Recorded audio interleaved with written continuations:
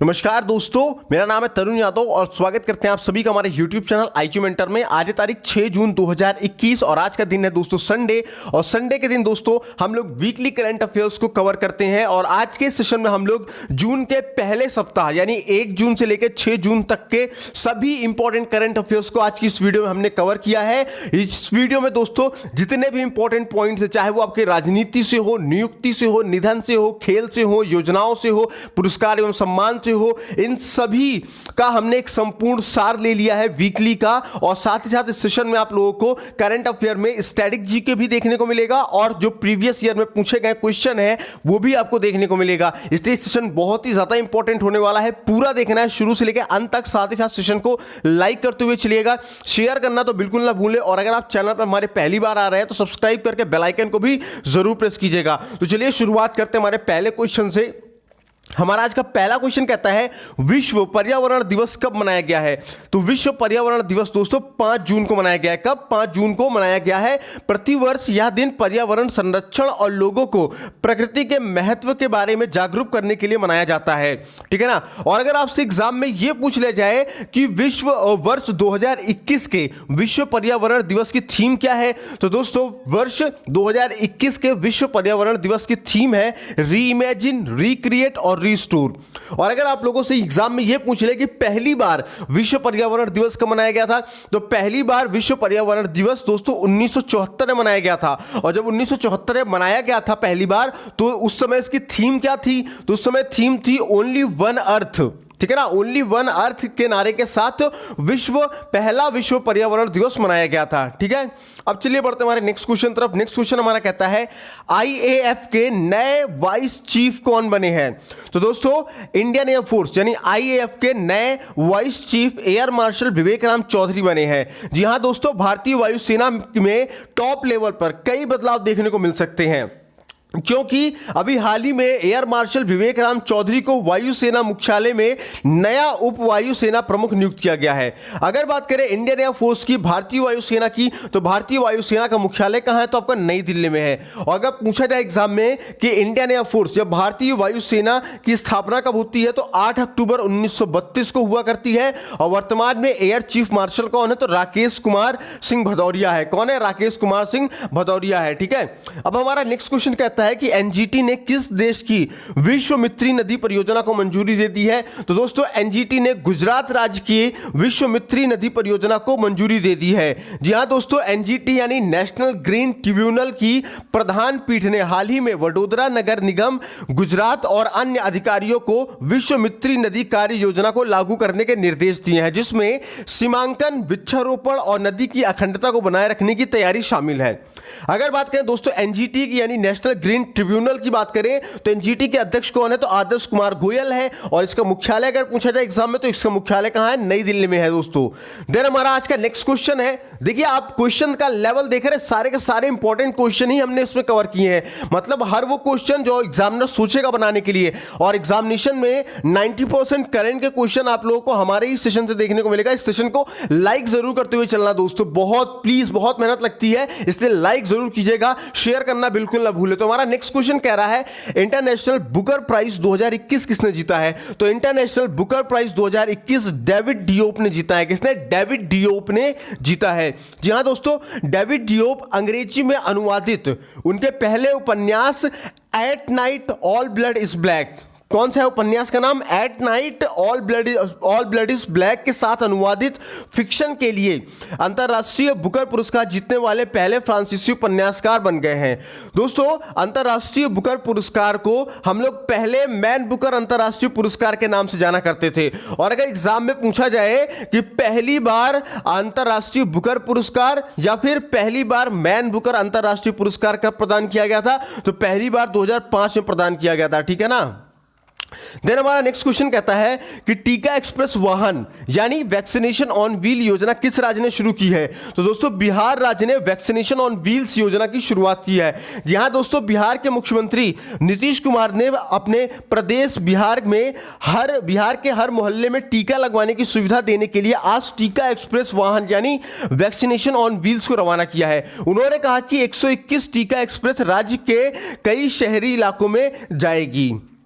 Then हमारा next question कहता है कि किस राज्य ने मोबाइल टीकाकरण केंद्र की शुरुआत की है? तो पश्चिम बंगाल राज्य ने मोबाइल टीकाकरण केंद्र की शुरुआत की है। जी हां दोस्तों, पश्चिम बंगाल में नागरिक प्रशासन ने आज कोलकाता में वैक्सीनेशन ऑन व्हील्स अभियान के अंतर्गत मोबाइल टीकाकरण केंद्र की शुरुआत की है और लगभग 300 लोगों ने मोबाइल कोविड वैक्सीनेशन सेंटर में नौकरी के लिए भी पंजीकरण किया है। अब दोस्तों पश्चिम बंगाल ने यह काम किया है, इस टीकाकरण केंद्र की शुरुआत की है। तो ये पश्चिम बंगाल के स्ट्रेटेजी जी को जान लेते हैं। तो पश्चिम बंगाल की राजधानी एग्जाम में अगर पूछे तो कोलकाता है, अगर मुख्यमंत्री का नाम पूछे तो ममता बनर्जी, और अगर आपसे एग्जाम में पूछे कि पश्चिम बंगाल के राज्यपाल कौन है तो जगदीप धनखड़ है। इसके अलावा पश्चिम बंगाल के लोकसभा में 42 सीटें हैं, राज्यसभा में 16 सीटें हैं, विधानसभा में 295 सीटें हैं। और जो बच्चे यूपी टेट या सीटेट, यूपी टेट या सुपर टेट की तैयारी कर रहे हैं उनके लिए बहुत ही इंपॉर्टेंट है पश्चिम बंगाल की जनजातियां, कई बार एग्जाम में पूछा गया है। तो पश्चिम बंगाल में जनजातियों की बात करें तो पश्चिम बंगाल में लोघा जनजातियां पाई जाती हैं, भूमिज जनजातियां पाई जाती है, संथाल जनजाति पाई जाती है और लेप्चा जनजातियां पाई जाती हैं। इसके अलावा पश्चिम बंगाल है दोस्तों सुंदरवन राष्ट्रीय उद्यान है, गोरुमारा राष्ट्रीय उद्यान है, जल्दापाड़ा राष्ट्रीय उद्यान है और न्योरा घाटी राष्ट्रीय उद्यान भी है। ठीक है ना। इसके अलावा एक इंपॉर्टेंट क्वेश्चन और भी बनते हैं पश्चिम बंगाल से, 2-4 क्वेश्चन है उसको नोट कर लीजिए। जैसे कि एनटीपीसी में आप लोगों को पूछा गया था कि भारत का पहला टायर पार्क कहां बनने जा रहा है? तो भारत का पहला टायर पार्क दोस्तों पश्चिम बंगाल में बनना जा रहा है। ठीक है ना। इसके अलावा कोलकाता में विश्व की पहली बच्चों के लिए लाइब्रेरी लॉन्च की गई है। ठीक है ना। और इसके अलावा दोस्तों अभी रिसेंटली इसी राज्य के मुख्यमंत्री ने माजेर हाट ब्रिज का नाम बदलकर जय हिंद कर दिया है। ठीक है ना। और इसके अलावा दोस्तों पश्चिम बंगाल राज्य ने देश नायक दिवस मनाने की भी घोषणा कर दी है। ठीक है ना। ये कुछ 3-4 पॉइंट्स है जहां से आपके एग्जामिनेशन में क्वेश्चन बनेंगे। ठीक है ना। अब ये इंपॉर्टेंट क्वेश्चन है जो कई बार आपके एग्जाम में पूछे जाएंगे, आने वाले जितने भी पेपर, चाहे यूपीएसआई आप देने जाओ, सीजीएल देने जाओ, सीएचएसएल देने जाओ, शिक्षक भर्तियां देने जाओ, गारंटी है ये क्वेश्चन छपा हुआ मिलेगा हर एक पेपर में। क्वेश्चन है विश्व का पहला कृत्रिम सूर्य किस देश ने बनाया? कृत्रिम सूर्य यानी आर्टिफिशियल सन किसने बनाया? तो चाइना ने बनाया। जी हां दोस्तों, चाइना ने विश्व का पहला आर्टिफिशियल सन बनाया है। अब चाइना ने बनाया तो आइए चाइना के स्टैटिक जीके को जान लेते हैं। तो चाइना की राजधानी एग्जाम में पूछा जाए तो बीजिंग है। और अगर आप लोगों से चाइना की करेंसी पूछी जाए तो रेनमिन भी है और राष्ट्रपति का नाम पूछा जाए तो शी जिनपिंग है। इसके अलावा चाइना ने विश्व के सबसे बड़े रेडियो टेलीस्कोप का भी निर्माण किया है।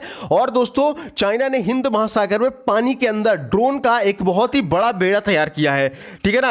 एक इंपॉर्टेंट पॉइंट है उसको भी जान लीजिएगा कि चीन के वायरस विज्ञानी शी झिंगली को सम्मानित किया गया है। और दोस्तों रशिया और चाइना ने अंतरराष्ट्रीय लूनर रिसर्च स्टेशन स्थापित करने के लिए एक समझौता भी किया है।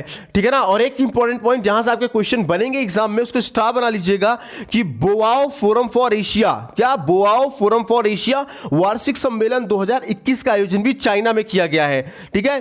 अब हमारा नेक्स्ट क्वेश्चन कहता है कि किस राज्य सरकार ने मुख्यमंत्री शिशु सेवा योजना की घोषणा की है? तो दोस्तों असम राज्य सरकार ने मुख्यमंत्री शिशु सेवा योजना की घोषणा की है। अब असम ने यह घोषणा की है तो आइए असम के स्ट्रेटेजी को जान लेते हैं। तो असम की राजधानी पूछे तो दिसपुर है, मुख्यमंत्री का नाम पूछे तो हेमंत बिस्वा शर्मा है। इसके अलावा दोस्तों असम के राज्यपाल का नाम है जगदीश मुखी और असम के लोकसभा में कुल 14 सीटें हैं, राज्यसभा में 7 सीटें हैं, विधानसभा में दोस्तों कुल 126 सीटें हैं। इसके अलावा असम में काजीरंगा नेशनल पार्क है, मानस नेशनल पार्क है, नामेरी नेशनल पार्क है, ओरंग नेशनल पार्क है, डिब्रू साईखोवा नेशनल पार्क है और देहिंग पटकाई नेशनल पार्क भी असम में है। ठीक है ना। इसके अलावा असम से 3 से 4 क्वेश्चन और भी बन सकते हैं आपके एग्जामिनेशन में, इसलिए उस पॉइंट को भी हम लोग जान लेते हैं कि असम में दोस्तों क्या किया गया है कि रिवर क्रूज ब्रह्मपुत्र मुक्ता का उद्घाटन किया गया है। इसके अलावा दोस्तों असम के सिलचर में मल्टी मॉडल लॉजिस्टिक पार्क स्थापित करने की भी घोषणा की गई है। ठीक है ना। और दोस्तों सुधांशु धुलिया को असम उच्च न्यायालय का मुख्य न्यायाधीश भी नियुक्त किया गया है। और इसके अलावा दोस्तों असम ने आत्मसमर्पित उग्रवादियों को वित्तीय सहायता प्रदान करने की घोषणा की है। ठीक है ना। और इसके अलावा एक डबल स्टार बनेगा इस पॉइंट के लिए कि चाह बगीचा धन पुरस्कार मेले का आयोजन भी कहां किया गया? असम में किया गया। कौन सा? चाह बगीचा धन पुरस्कार मेले का आयोजन कहां किया गया है? असम में किया गया है। ठीक है। देन हमारा नेक्स्ट क्वेश्चन कहता है कि आईपीएल 2021 फिर से किस देश में आयोजित किया जाएगा? तो दोस्तों आईपीएल 2021 फिर से यूएई में आयोजित किया जाएगा। जी हां दोस्तों, भारतीय क्रिकेट कंट्रोल बोर्ड यानी बीसीसीआई ने पुष्टि की है कि आईपीएल 2021 के दूसरे चरण का आयोजन यूएई में सितंबर-अक्टूबर में होगा। और बीसीसीआई के सचिव कौन है वर्तमान में? तो जय शाह है। और अगर पूछा जाए कि बीसीसीआई के अध्यक्ष कौन है तो सौरव गांगुली है। और इसका मुख्यालय पूछा जाए तो मुंबई महाराष्ट्र में है। और बीसीसीआई की स्थापना कब होती है तो दोस्तों दिसंबर 1928 को होती है बीसीसीआई की स्थापना। देन हमारा नेक्स्ट क्वेश्चन कहता है आज का कि किस मंत्रालय ने युवा पीएम योजना शुरू की है तो दोस्तों शिक्षा मंत्रालय ने। किसने? शिक्षा मंत्रालय ने युवा पीएम योजना की शुरुआत की है। दोस्तों शिक्षा मंत्रालय के तहत उच्च शिक्षा विभाग ने युवा लेखकों को सलाह देने के लिए प्रधानमंत्री योजना नामक एक नई पहल शुरू की गई है। ठीक है ना। देन हमारा नेक्स्ट क्वेश्चन कहता है कि हिंदी पत्रकारिता दिवस यानी हिंदी जर्नलिज्म डे किस दिन मनाया जाता है तो हिंदी पत्रकारिता दिवस 30 मई को मनाया जाता है। कब? 30 मई को। जी हाँ दोस्तों, हिंदी भाषा में उदंत मार्तंड, ध्यान रखिएगा, हिंदी भाषा में उदंत मार्तंड के नाम से पहला समाचार पत्र 30 मई को 1826 को कोलकाता से निकाला गया था, इसलिए इस दिन को हिंदी पत्रकारिता दिवस के रूप में मनाया जाता है।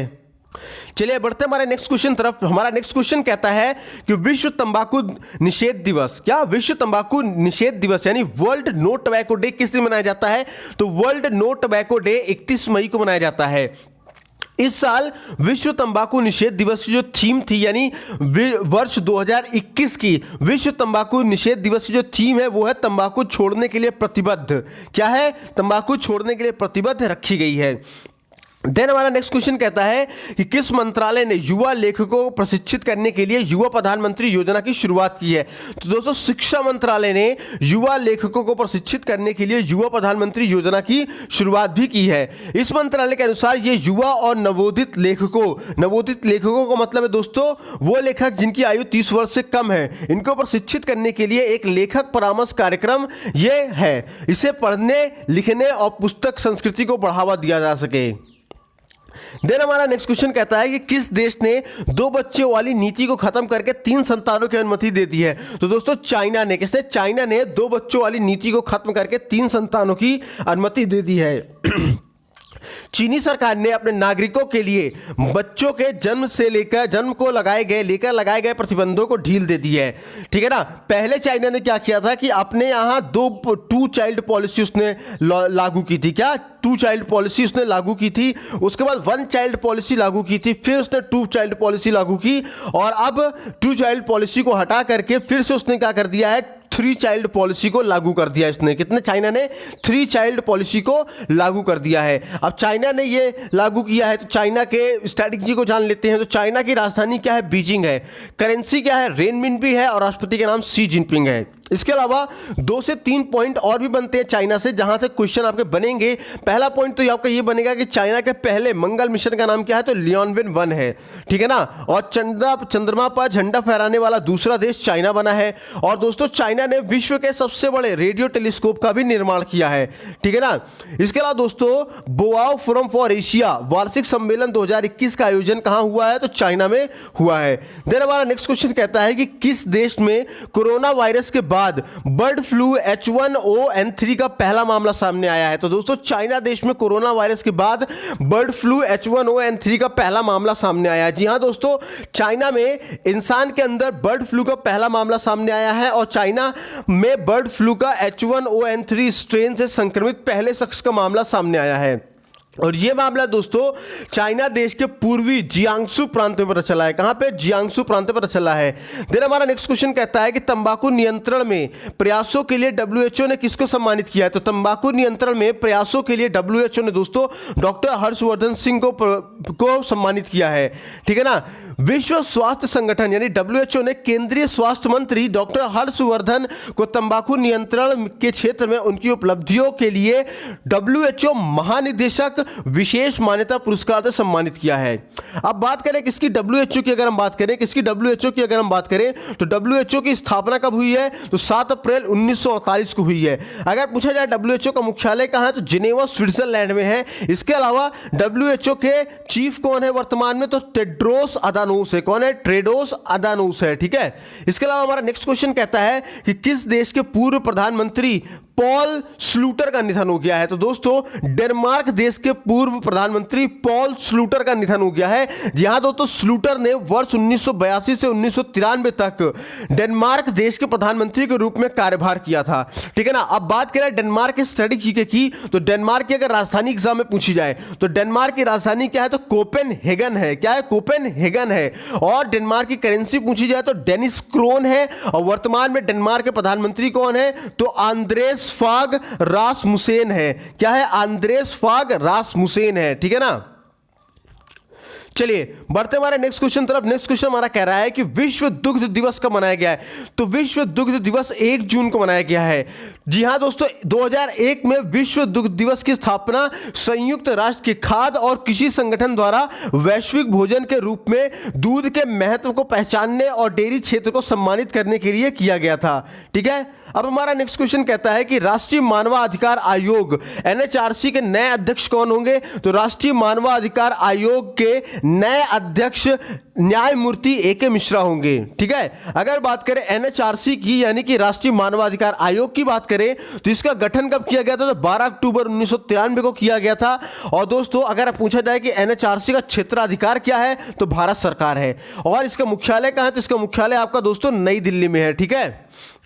चलिए अब हमारा नेक्स्ट क्वेश्चन कहता है कि एशियन बॉक्सिंग चैंपियनशिप में भारत के किस खिलाड़ी ने जीता गोल्ड मेडल।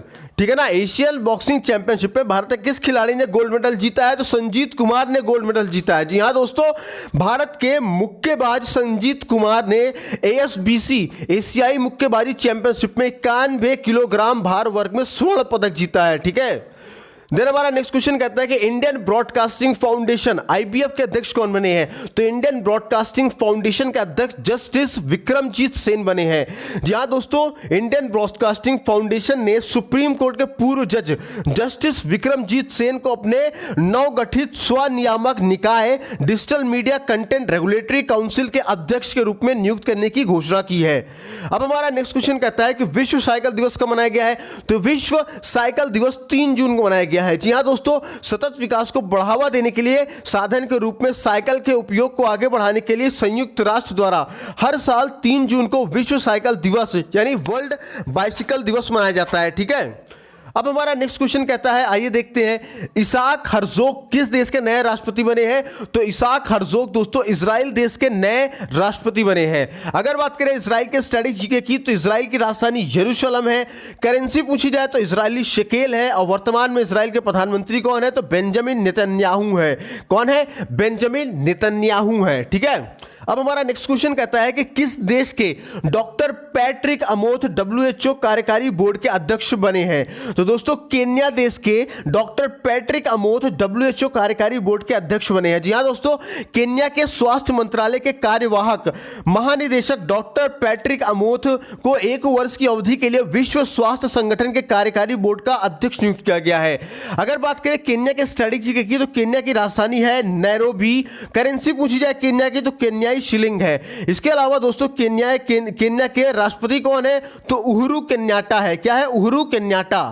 देन हमारा नेक्स्ट क्वेश्चन कहता है कि संयुक्त राष्ट्र सतत परिवहन सम्मेलन किस देश में आयोजित होगा, तो संयुक्त राष्ट्र सतत परिवहन सम्मेलन चाइना में आयोजित किया जाएगा। जी हां दोस्तों, दूसरा संयुक्त राष्ट्र वैश्विक सतत परिवहन सम्मेलन 14 से 16 अक्टूबर 2021 को बीजिंग चीन में आयोजित किया जाएगा। और यहां दुनिया भर में स्थायी परिवहन प्राप्त करने की दिशा में अवसरों, चुनौतियों और समाधानों पर ध्यान केंद्रित करने का अवसर प्रदान किया जाएगा। ठीक है।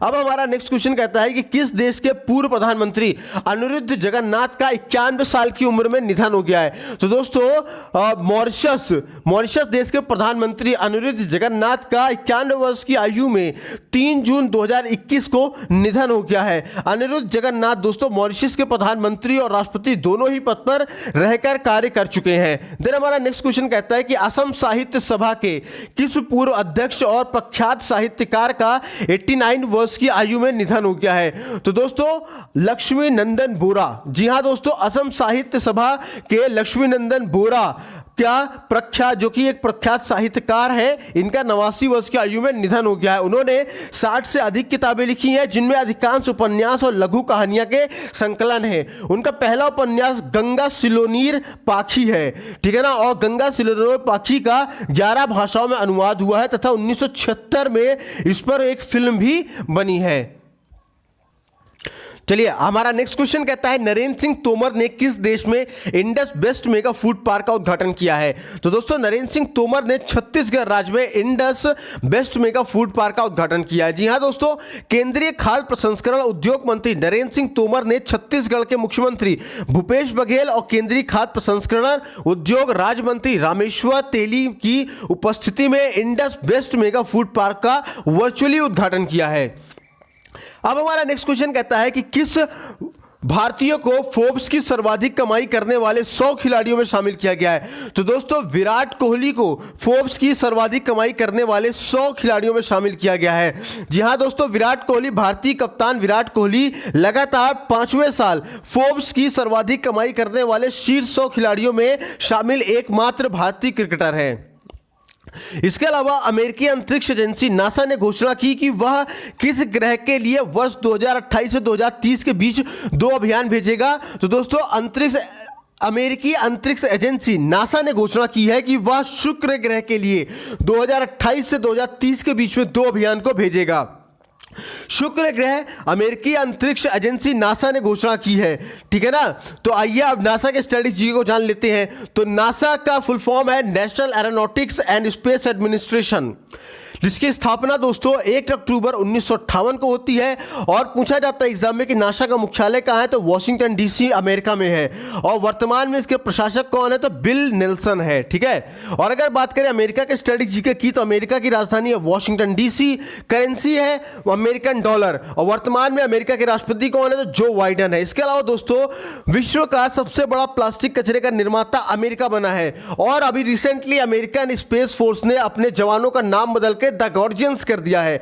और दोस्तों अमेरिका विश्व टेबल टेनिस चैंपियनशिप की मेजबानी भी करेगा।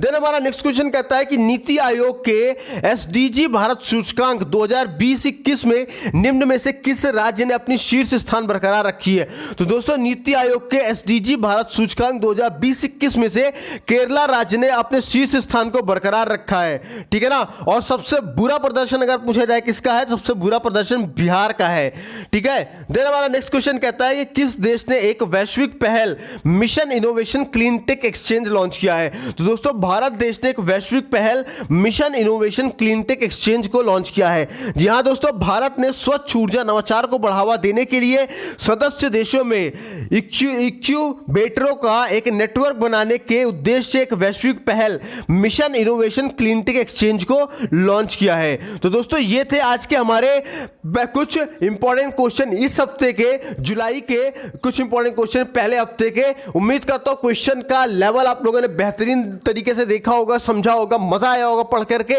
वीडियो पसंद आई हो तो लाइक कीजिएगा, शेयर करना बिल्कुल मत भूलिएगा। चैनल पे हमारे पहली बार आए सब्सक्राइब करके बेल आइकन को जरूर प्रेस कीजिएगा।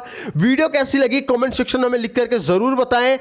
इसके अलावा आप हमें इन वीडियोस की पीडीएफ पाना चाहते हैं तो नीचे दिए गए व्हाट्सएप नंबरों पर कैपिटल लेटर में JOIN ज्वाइन लिख करके मैसेज करेंगे तो हम आपको अपने IQ मेंटर स्टडी ग्रुप में ऐड कर देंगे, जहां पे आपको हमारे सारे वीडियोस की latest update, link, PDF, upcoming examination detail, upcoming vacancies detail, coaching material, test material, study materials, बहुत कुछ फ्री ऑफ कॉस्ट दिया जाता है। इसलिए हमारे व्हाट्सएप ग्रुप को भी ज्वाइन कीजिए, साथ ही साथ हमारे इंस्टाग्राम पेज को भी फॉलो कीजिए। वहां पे हमारे पोस्ट के माध्यम से डेली आपको कुछ नया और बेहतरीन सीखने को मिलेगा जो आपके एग्जामिनेशन के पॉइंट ऑफ व्यू से बेहद इंपॉर्टेंट होगा। तो thanks for watching our video. मिलते हैं अगले सेशन में, तब तक ना ख्याल रखिए, स्वस्थ रहिए, मस्त रहिए। जय हिंद दोस्तों।